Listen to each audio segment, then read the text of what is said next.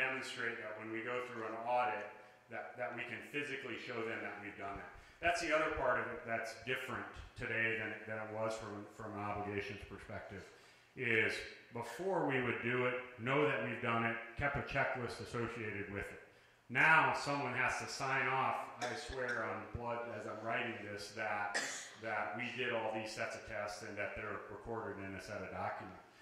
I came from a utility who faced a significant fine because we hadn't documented. Had done it all, had done all the work, didn't write it down, and we paid a very large sum for not writing something down. So I don't know how to answer the volume for you other than to say this. The requirements that we've had in, say, the last 6 years probably eclipse anything we've had in the last 40.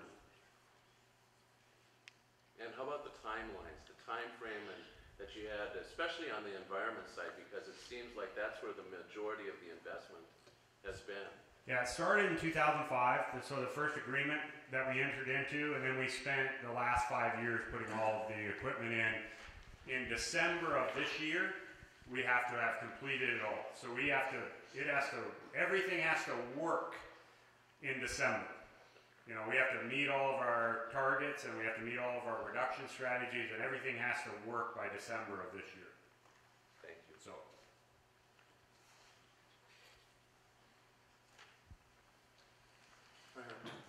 Kevin.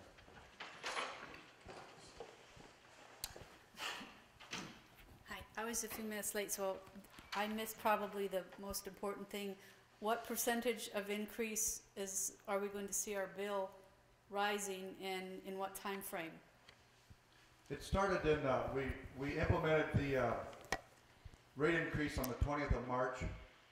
And what we have to do to, Minn-Kota raised the wholesale energy rate 5% in December, which North Star, we did not raise the rates, we held off on that. And then the rates went up again, 29.8%. The 1st of January, so that's a total of 34.8%, which means a 17% increase on our revenue. So to get a 17% increase on our revenue to pay for the wholesale energy, our rates are going to go up for a residential probably around 23%. It'd be 20 to 23% depending on usage of each residence. Starting last March and starting March 20th, and the first bill came out April 20th. Okay, so about a 23% increase? Yeah, it depends. Yes, it depends on your usage. Yes.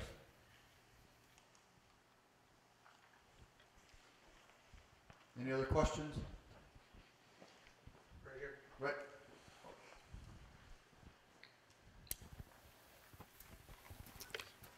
I'm going to make an easy assumption that people here are listening because of the rates, and I think they should be aware that with this wind that we buy for 4.5 cents a kilowatt with the 25-25 mandate, that these people are paying more money than just what they're putting out for their electric bills. It costs 23 cents to produce, on average, that kilowatt that Minn-Kota's paying 4.5 cents for. That money's coming from someplace else if you're a taxpayer. So you're really paying more, you just don't see where it went to.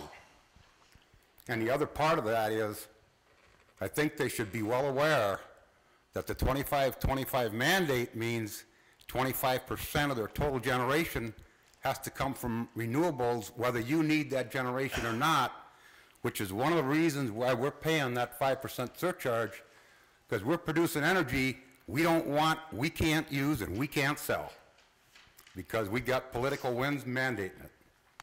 Yeah, the first half of Mike's comment, just so wind today receives significant number of incentives and a significant number of subsidies to be developed. So we buy it at 4.5 cents. The only reason we can buy it at that, and it's not significantly more expensive, is that accelerated tax treatment, tax credits, and a whole host of other things contribute to buying down that cost significantly. But you're right, Mike. I mean, there are a significant number of federal dollars that get invested to be able to make that 4.5 cents today. Kevin, back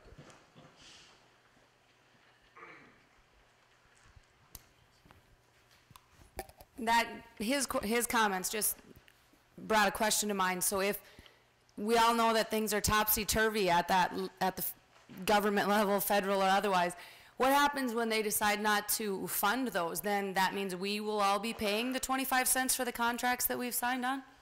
No, the way our contracts work on the wind side is those are fixed now. So, and the way it works on the subsidy side of it, to be honest with you, is if you got in, so your project got in when those existed, you get to continue to use them, even if they take them away for, they're generally like a 10-year term. So you get accelerated depreciation, for example, and you get tax benefits and you get tax credits on a limited basis, and you're guaranteed those over the course of time. But even if they were to take them away, for the most part, our contract says we will never pay NextEra more than the contract price for those, regardless of what happens. Now, I say that, I mean, they're a force majeure, so if a tornado came through and tore down all their turbines and those kinds of things, there are issues where special circumstances, they wouldn't have to necessarily deliver on their contract terms. But outside of that, they deliver to us for the next 25 years at, and I say 4.5 cents because we have some below 4.5 and we have a couple of over 4.5, but it averages out to be about 4.5. They deliver it to us for the term of those contracts at that rate. So regardless of kind of what happens otherwise, they're locked in on their side. Okay, the next thing I have is just really not a question. It's kind of just asking for your comments. It seems pretty logical to assume that people are going to continue to shut lights off and that our load is going to continue to go downward. And when you think about the SIP requirements that we all have now, we're encouraging them to do that. We're wanting them to shut their lights off, and we're wanting them to preserve their energy. How do you see us balancing that and leveling out? Well, I mean, I want to believe that it's going to do that too, but if people keep preserving, which we want them to, and we keep having the requirements of SIP and the other things you're talking about, I'm trying to be optimistic, but I'd like to hear you be more optimistic. Well, let me make 2 comments. The short answer to how we deal with a mandated reduction in your electricity and still have growth and not have impacts, I don't know how that's going to work, honestly. I don't think you can have, because if you take it to its logical conclusion, if we have a requirement that we're supposed to reduce 1.5% per year, it doesn't take very long, and pretty soon we're just not producing electricity. So that can't happen. At some point, the state of Minnesota, I think, is going to have to realize, hey, look, we are on a crash course here. We're requiring a set of utilities to achieve something which just can't happen. I do want to say, we probably shouldn't be, if we think what we're doing is telling people to not use electricity, we should be telling people to use electricity wisely. I mean, we're the only product I know in the world that tells people not to buy the thing that we produce. But having said that, I think over time what you'll see is you'll continue to see economic growth. You'll see, maybe not so much here, but you'll see, for example, over in the Red River Valley, sugar beet's at all-time highs, so they put in processing facilities. Over near Warren, they're putting in sunflower crushing facilities. So you'll still see economic growth continue to move part of that as you go forward. What you'll also see is after you get through the initial, I'll call it efficiency product saving. So when everybody buys their new refrigerator that's 30% more efficient than their old one, and they put their second beer one in the refrigerator or in the garage, once you get through that as well, you'll see the ability to gain efficiencies and plug-in products that will flatten out as well. You just won't see that. If you live in other parts of the country, I don't think it'll happen up here because of cold generally, but you'll see people begin to transfer gasoline over to electricity via electric cars, and you'll see that continue to grow as well as you go forward. And so I think part of just general economic trends will move you in that direction. Secondly, you run out of, like up here in the winter, you run out of options and choices at some point. You have to heat your home. You have to heat your businesses. You have to do certain things. And so there will always be some base economic electricity, even if we use it more wisely and we conserve it more than we do today for a portion of that. I think the challenge will be, and for us right now in the short term, it's painful. Because in the summer, for example, we're generating significantly more electricity than we need because we're not drawing as much off the system. We'll grow into part of that over time. You know, the next really big hump that for us in terms of flattening out outside of those environmental things and other things is when you have to build the next plant. And so for us, that's 2030 and beyond, even under the current assumed rates of growth in the region. And so my take is you'll grow into part of it. Even if we don't grow into part of it, other parts of the country will begin to come back a little bit, and we'll be able to utilize it in the upper Midwest going forward. And so I don't think, despite the fact that people think we should be doing a lot of conservation, that you're going to see more than just kind of shaving off the top. That there will be a base fundamental, because we've become so dependent on the use of electricity for almost everything we do, that we're not going to conserve our way out of it. It just can't happen.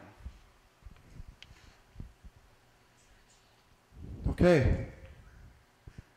Anything else? Well, Mac, I guess on behalf of the residents of Baudette and members, owners of North Star Electric, thank you for your time. I hope everyone, you got some answers that you can share with your neighbors. And we also appreciate local media for attending. And I guess keep us informed of what you hear, and we'll keep you informed of what we hear. So thank you.